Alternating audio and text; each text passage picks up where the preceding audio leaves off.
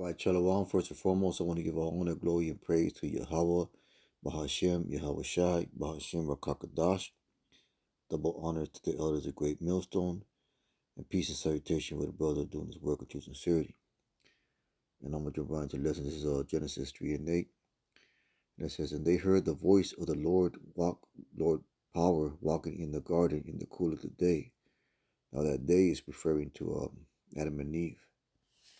After they had transgressed, after they had disobeyed the Lord, and Eve was beguiled by the serpent, which was Esau in the reincarnation. It says, and they heard the voice of the Lord walking in the garden in the cool of the day. Now that voice of the Lord is referring to the prophets, because you got to understand the Lord has always had prophets or men that were his mouthpiece, and throughout all times of human history. It says, and Adam and his wife hid themselves from the presence of the Most High Power amongst the trees of the garden. The trees of the garden were basically the other nations. And this is what you see our people do. Our people have heard the voice of the Lord. When I say our people, I mean the Israelites, which are the so-called blacks, Latinos, Native Americans, and Confucian of faith. Our people have heard and are hearing the voice of the Lord, the prophet speaking in the cool of the day before there's a destruction coming. And what do our people do? They hide themselves amongst the other nations, meaning they don't embrace their identity as Hebrew Israelites and as men and women that are subject unto the laws of the Most High. That's why they follow the customs and holidays and pagan rituals of the other nations. When the scriptures clearly and plainly say, trust not your oppressor and envy none of his ways. Let's just go ahead and get that since I mentioned it. Let's see.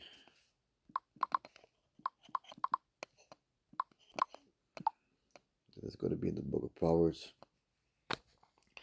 Proverbs 3 and 31. It says, envy thou not the oppressor, and choose none of his ways. You see that? So that's how our people have hidden themselves among the trees of the garden, or among the other nations.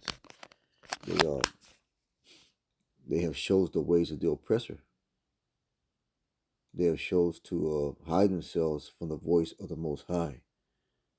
So let's go ahead and get a few precepts. So there's going to be a judgment for our people hiding themselves among the nations.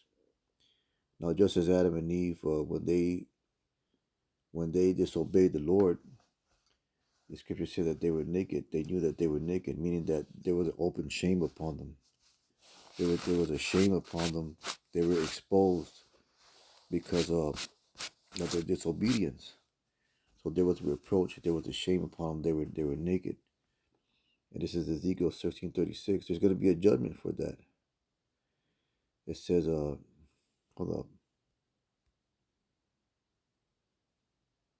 Because what Israel has basically done is committed adultery against the Most High. Because we are, according to the scripture, Israel is the Lord's woman. Let's go ahead and get this Ezekiel 16:32. But as a wife that committeth adultery, which taketh strangers instead of her husband, they gave gifts to all whores, but thou givest thy gifts to all thy lovers, and hirest them, and that they may come unto thee on every side for thy whoredom. And the contrary is in thee from other women in thy whoredoms, whereas now none follow thee to commit whoredoms, and thou givest reward, and no reward is given to thee, therefore thou art contrary. Wherefore, O harlot, hear the word of the Most High. And this whole chapter basically talks about the unfaithfulness of the woman known as Israel, and to prove that, all you gotta do is go to the top of the chapter, and it says right here, again, the word of the Most High came unto me, saying. So this is Ezekiel. He's speaking as the voice of the Lord, as he mentioned in Genesis I think it was 3 and 8. It says, again, the word of the Lord came unto me, saying, Son of man, cause Jerusalem to know her abominations. And the title of the chapter is the Lord's faithless bride. And you got to understand that Jerusalem is a people before it's a place.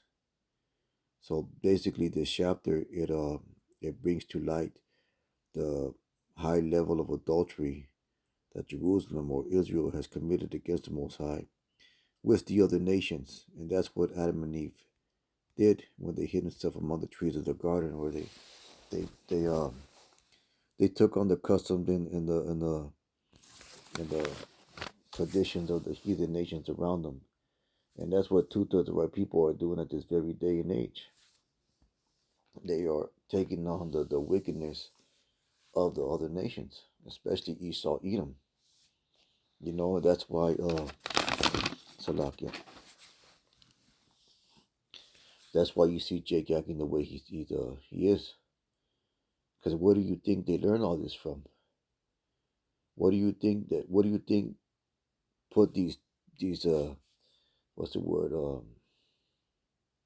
the knowledge of these things in the hands of Jake? Who opened those worlds, those doors for Jake to partake in? Because homosexuality was never our custom. Adultery wasn't our custom. Killing and lying and stealing wasn't our custom. As a matter of fact, the Most High gave us laws against that. But those things, those wicked, abominable things, those were the customs, those were the traditions, those were the ways of the other nations. So now you see how Jake, the so-called Black Latino Native American, is heavily influenced by the wickedness of the other nations, just as this chapter goes into. And I'm not gonna really get super deep into it, but I'm gonna run that back again.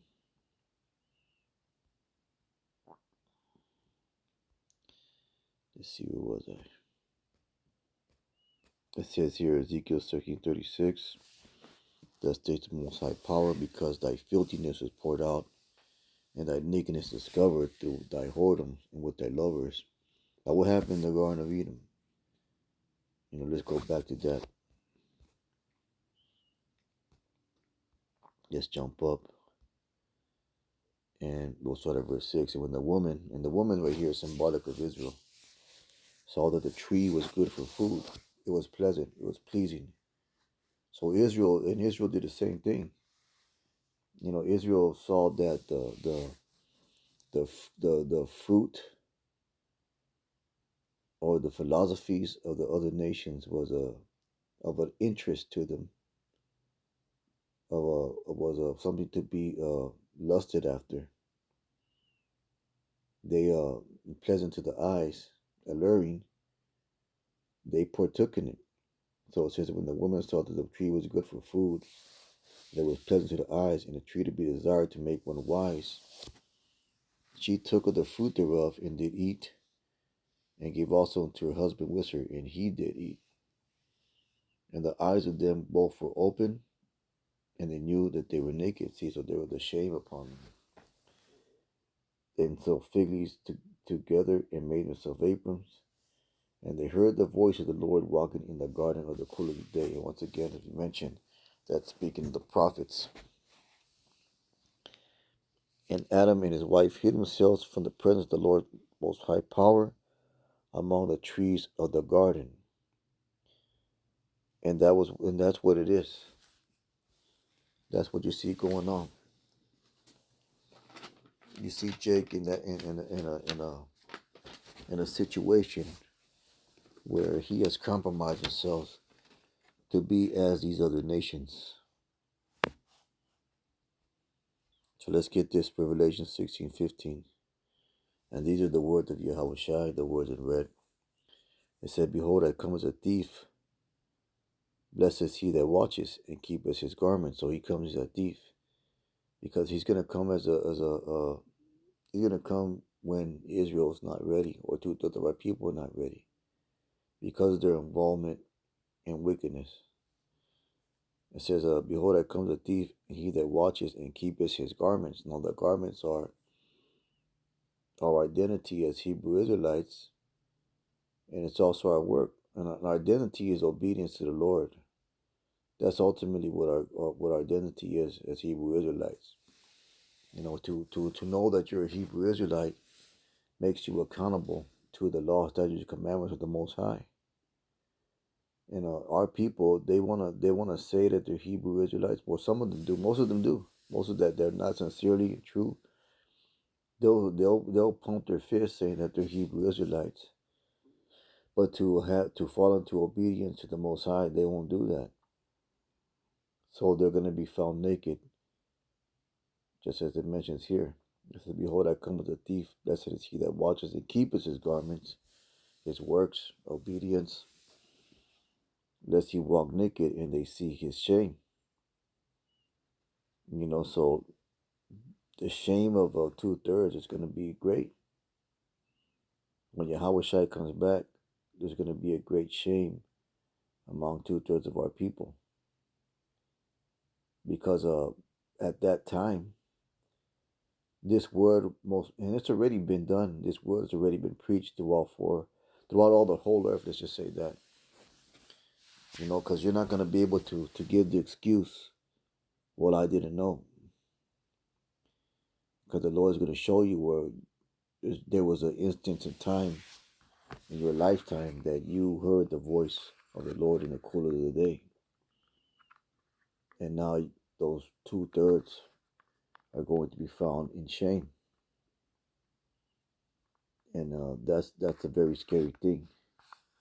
Let's get a few more precepts. We'll close it out. So what's going to happen is that two-thirds of our people are going to be found naked into open shame, and the elect are going to be clothed with that garment of salvation. Now let's get this right here, Revelation 19, and we'll start at verse 6. And I heard as a word the voice of a great multitude, and the voice of many waters, and the voice of mighty thunder, saying, Hallelujah, for Lord Yahweh omnipotent reigneth. Let us be glad and rejoice and give honor to him, for the marriage of the Lamb is come, and his wife has made herself ready. And that wife is the elect, man. That wife is that pure bride, that faithful bride that the Lord is going to receive to himself. It says, unto her was granted that she should be arrayed in fine linen, clean and white. And that's purity. That's why in these Esau's wedding ceremonies, the woman wears white. The bride wears white, which is supposed to be a symbol of purity. But in reality, that's the last things that these women are. It says, for the fine linen is the righteousness of saints. And he said unto me, right, blessed are they which called unto the marriage supper of the Lamb. And he said unto me, these are the true sayings of Yahweh. So, we're hoping to be part of that number, man, of the elect, that pure bride presented to Yahweh Shai in his return. You don't want to be found in open shame. But with that being said, just a real quick lesson. Most High will and hope is edifying. With that, we give our honor, glory, and praise to Yahweh, Bahashem, Yahweh Shai, Bashem Rokakadash, Kahala, Yahweh, Bahashem, Yahweh Shai. Let's keep on pushing. Shalom.